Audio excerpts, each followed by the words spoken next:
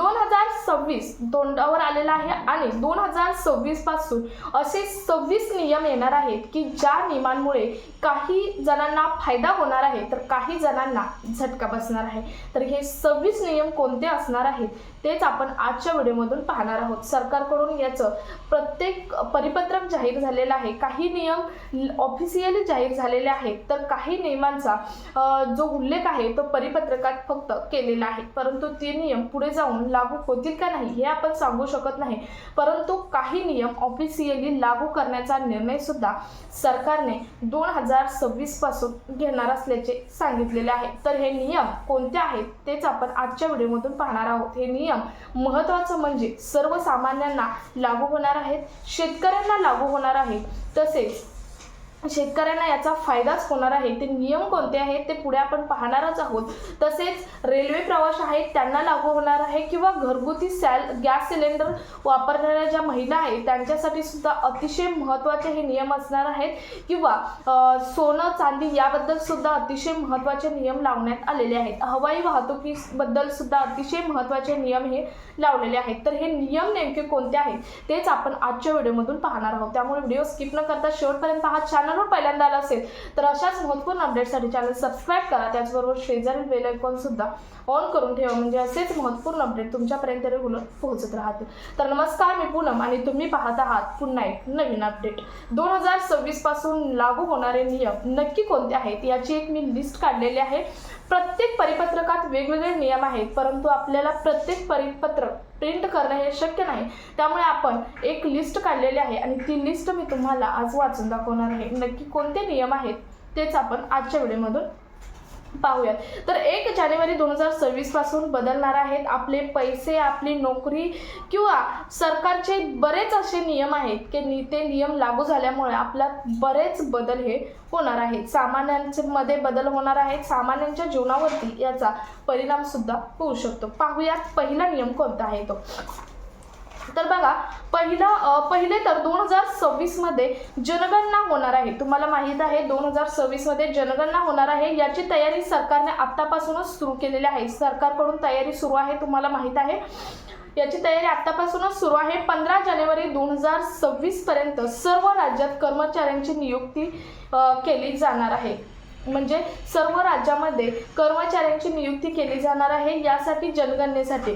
आणि तसेच एप्रिल 2026 पासून फेब्रुवारी 2027 पर्यंत जनगणना चालणार आहे। आता ही जनगणना कधीपासून होणार आहे तर एप्रिल 2026 पासून फेब्रुवारी 2027 पर्यंत ही जनगणना चालणार आहे। 2 टप्प्यांमध्ये जनगणना होणार आहे। पहिला टप्पा हा 1 एप्रिल 2026 पासून चालू होणार आहे, ही 8वी जनगणना आहे, तुम्हाला माहित आहे। दुसरा टप्पा हा फेब्रुवारी 2027 मध्ये केला जाणार आहे। या जनगणनेसाठी प्रत्येक व्यक्तीवरती 97 रुपयांचा खर्च केलेला आहे। बजेटमध्ये त्यांचं पॅकेज म्हणजे जो निधी आहे तो सुद्धा मंजूर करण्यात आलेला आहे।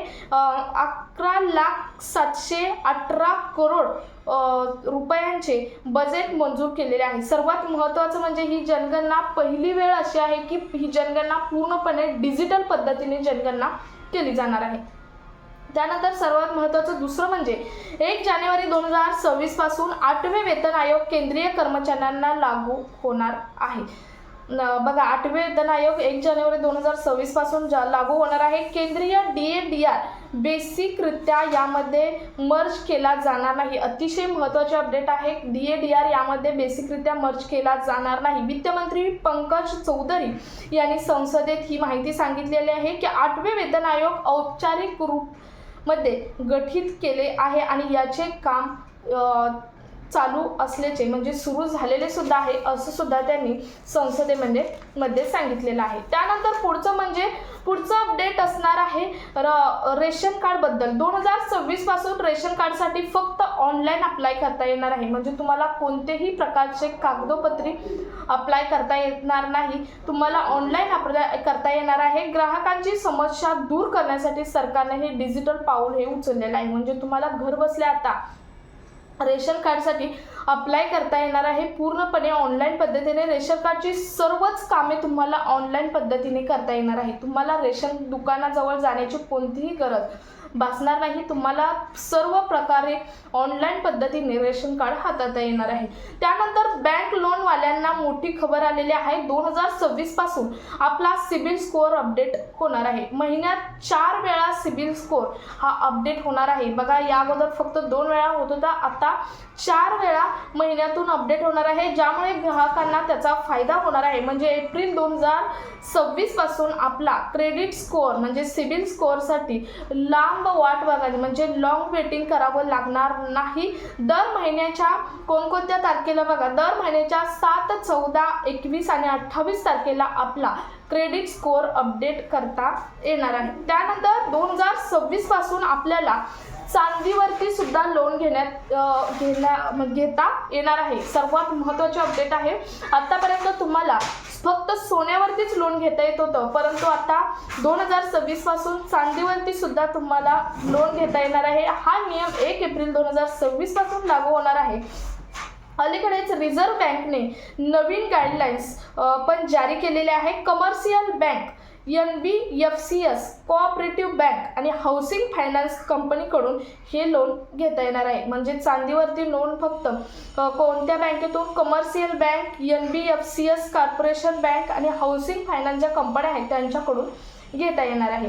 त्यानंतर RBIने करंट अकाउंट असलेल्या बँक खातेधारकांना 2026 पासून नवीन नियम लागू होणार आहेत. म्हणजेच करंट अकाउंट ज्यांचं आहे त्यांच्यावरती RBIने नवीन नियम लागू 2026 पासून नवीन नियम लागू करण्यात येणार आहेत. या लोकांना मिळणार नाही डेबिट कार्ड आणि चेकबुक. कोणत्या लोकांना? तर ज्यांचे लोन 10 करोडपेक्षा जास्त आहे आणि वेळच्या वेळी त्याचं जे व्याज किंवा काही टप्पे असतील जे भरत नाहीत त्यांना चेकबुक आणि डेबिट कार्ड आहे ते मिळणार नाही. त्यानंतर 2026 पासून देशातील सर्व प्रमुख, आता तुम्ही म्हणाल की 10 करोडचं इतकं लोन असतं, बऱ्याच कंपन्या घेत असतात, त्यामुळे हा नियम लावलेला आहे.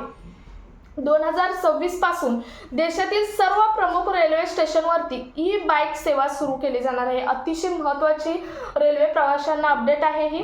ई-बाईक सेवा 2026 पासून देशातील सर्व रेल्वे स्टेशनवरती सुरू केली जाणार आहे. याचा फायदा प्रवाशांना टेम्पररी जे प्रवास करतात टेम्पररी वाहतुकीसाठी याचा फायदा प्रवाशांना हा होणार आहे.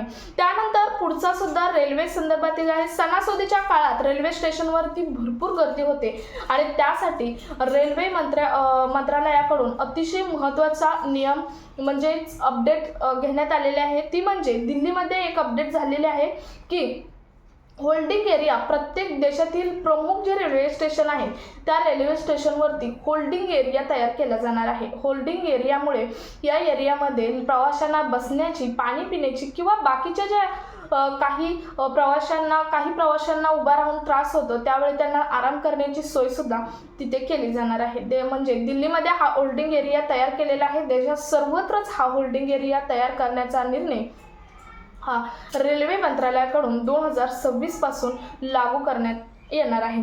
त्यानंतर 1.5 लाख करोड मंजूर केले आहेत. भारतात बऱ्याच ठिकाणी नवीन रस्ते होणार आहेत. नवीन रस्त्यांसाठी 1.5 लाख करोड मंजूर केलेले आहेत. बऱ्याच ठिकाणी रस्त्यांची अवस्था खूप बेकार आहे आणि यासाठी नितीन गडकरी यांनी हा मोठा निर्णय घेतलेला आहे. त्यानंतर वीज बिल 2026 पासून वाढू शकते. वीज बिलाच्या युनिटमध्ये 2026 पासून वाढ होण्याची दाट शक्यता आहे. ऑफिशियली याचं कोणतंही नोटीस नाही, परंतु सर्व अभ्यासकर्ता तज्ज्ञांनी जे काढलेले आहे तर 2026 पासून वीज बिलचं जे युनिट असतं ते वाढू शकतं. त्यामुळे तुमचं वीज बिल सुद्धा जास्त येऊ शकतं. त्यानंतर जे डिलिव्हरी बॉय आहे, डिलिव्हरी बॉय म्हणजे कोण? तर ॲमेझॉन, स्विगी, ब्लिंकिट किंवा बाकीचे कोणतेही, मेशो असेल, कोणत्याही प्लॅटफॉर्मवर डिलिव्हरी बॉय असतील, गर्ल असतील, ज्या डिझेल पेट्रोलवर गाड्या वापरत आहेत त्या गाड्या पूर्णपणे 2026 पासून बंद केल्या जाणार आहेत आणि या गाड्या इलेक्ट्रिक पद्धतीने वापरण्याचे आव्हान हे या डिलिव्हरी बॉय किंवा गर्ल्स असतील यांना केलं जाणार आहे. अशा त्या कंपन्या आहेत, त्या कंपन्यांबरोबर सरकारची चर्चा झालेली आहे आणि या ज्या डिझेल पेट्रोलवर चालणाऱ्या गाड्या आहेत त्या बंद करून प्रदूषण रोखण्यासाठी इलेक्ट्रिक गाड्या वापरण्याचं आव्हान ही या कंपन्यांना सरकारकडून केलेलं आहे. त्यानंतर सिम बाइंडिंगचा नियम, पुढचा अतिशय महत्त्वाचा सिम बाइंडिंगचा नियम 2026 पासून लागू होणार आहे. सिम बाइंडिंगचा नियम काय आहे तर तुमच्या फोनमध्ये, समजा तुमच्या फोनमध्ये जर सिम कार्ड आहे तोपर्यंतच तुमचे सोशल मीडिया चालणार आहे. म्हणजे सोशल मीडिया यूट्यूब असेल, फेसबुक असेल, इंस्टाग्राम असेल किंवा स्नॅपचॅट असेल, कोणत्याही प्रकारचा सोशल मीडिया आहे तो तुमच्या फोनमध्ये सिम असेल तरच चालणार आहे. जेव्हा तुम्ही सिम फोनमधून कारण बरेच जण असे फोन वापरतात की फक्त सोशल मीडिया चालू आहे आणि त्यामध्ये सिम नाही, परंतु 2026 पासून हा नियम 1 एप्रिल 2026 पासून लागू होणार आहे. आणि 2026 पासून जर तुमच्या मोबाईलमध्ये सिम नसेल तर तुम्हाला कोणत्याही प्रकारचा सोशल मीडिया वापरता येणार नाही. त्यानंतर 2026 पासून काही कंपन्या गाड्यांच्या किमती वाढवणार आहेत. 2026 पासून काही कंपन्या गाड्यांच्या किमती वाढवणार असल्याचे निदर्शनात आलेले आहे, असं त्यांचा ऑफिशियली नोटीस सुद्धा तयार झालेला आहे. म्हणजेच 2026 ज्यांना गाडी घ्यायची आहे त्यांच्या खिशाला मोठा झटका लागणार आहे. त्यानंतर 2026 पासून इन्कम टॅक्स जो फॉर्म भरावा लागतो तो फॉर्म आता खूप इझी पद्धतीने केला जाणार आहे. म्हणजे फॉर्म भरणे अतिशय सोपे होणार आहे. सर्वसामान्य इन्कम टॅक्स धारक जो असतो त्याला सुद्धा फॉर्म हा भरता येणार आहे. त्यानंतर गुटखा, तंबाखू, पान, बिडी यासारखे जे हानिकारक वस्तू आहेत यांच्या किमतीत मोठ्या वाढ केली जाणार आहे. 2026 पासून GST तर यावरती कट नाहीच, परंतु आणखी यावरती GST वाढवली जाणार आहे आणि त्यांच्या किमतीत सुद्धा मोठी वाढ केली जाणार आहे. त्यानंतर पुढचं म्हणजे एप्रिल 2026 पासून देशातील 6 प्रमुख बँका गायब होणार आहेत. आता तुम्हाला आश्चर्य वाटलं असेल की देशातील 6 प्रमुख बँका कोणत्या गायब होणार आहेत. गायब होणार आहेत म्हणजे काय तर पुढे जाऊन पहा तर त्या बँका दुसऱ्या बँकांसोबत मर्ज केल्या जाणार आहेत. म्हणजे थोडक्यात मिक्स केले जाणार, ॲड केले, गायब तर होणार नाहीत. आता गायब केलं तर अशा बऱ्याच बँका आहेत की ज्यामध्ये ग्राहकांची संख्या, बँक खातेधारकांची इतकी संख्या आहे आणि त्यांचं नुकसान होऊ शकतं. त्यामुळे ह्या बँका या मर्ज केल्या जाणार आहेत. त्यांची लिस्ट सुद्धा सरकारकडून आलेली आहे. तर कोणती? बँक ऑफ इंडिया, त्यानंतर central bank of India, Indian overseas bank, त्यानंतर युको बँक, त्यानंतर बँक ऑफ महाराष्ट्र, त्यानंतर पंजाब बँक आणि सिंध बँक या सर्व बँका या एकमेकांमध्ये मर्ज केले जाणार आहेत. त्यामुळे प्रमुख ज्या बँका आहेत या मर्ज केले जाणार आहेत. मे बी त्यांची नावे सुद्धा चेंज होतील, त्याचा ऑफिशियल नोटीस आले नाही, परंतु या बँका हा मर्ज केले जाणार आहेत 2026 पासून.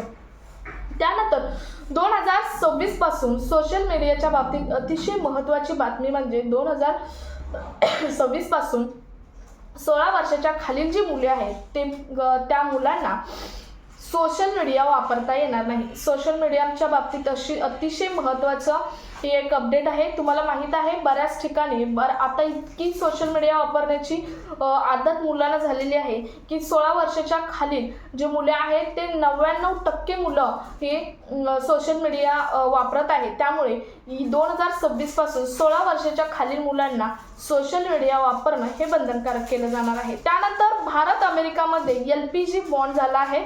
म्हणजेच अमेरिकेतून भारतामध्ये LPG जो तुमचा सिलेंडर आहे तो आयात केला जाणार आहे आणि त्यामुळे LPG सिलेंडर मी मगाशी सांगितलं की महिलांना जे घरगुती सिलेंडर आहे त्या LPG सिलेंडरच्या किमती या कमी होणार आहेत. 2026 पासून LPG सिलेंडरच्या किमती आहेत त्या कमी होणार आहेत. त्यानंतर शेतकऱ्यांसाठी अतिशय महत्त्वाची अपडेट म्हणजे 2026 पासून PMFEY योजनेअंतर्गत म्हणजे जी विमा योजना आहे, विमा फसल योजना, या योजनेअंतर्गत विमा मिळणार आहे. अगोदर पण चालू आहे, विमा मिळणार आहे, परंतु कोणत्याही या विम्यामध्ये ॲड काय होणार आहे बघा, कोणत्याही जंगली प्राण्याने जर तुमचे नुकसान केले तरी सुद्धा तुम्हाला भरपाई दिली जाणार आहे. म्हणजे तुमच्या एखाद्या पिकाचे जंगली प्राण्याने नुकसान केले तर तरी सुद्धा तुम्हाला जो विमा आहे, जो क्लेम आहे तो तुमचा क्लेम होणार आहे आणि तुमचं नुकसान भरपाई तुम्हाला दिली जाणार आहे. परंतु त्यासाठी एक अट लावण्यात आलेले आहे. तुम्हाला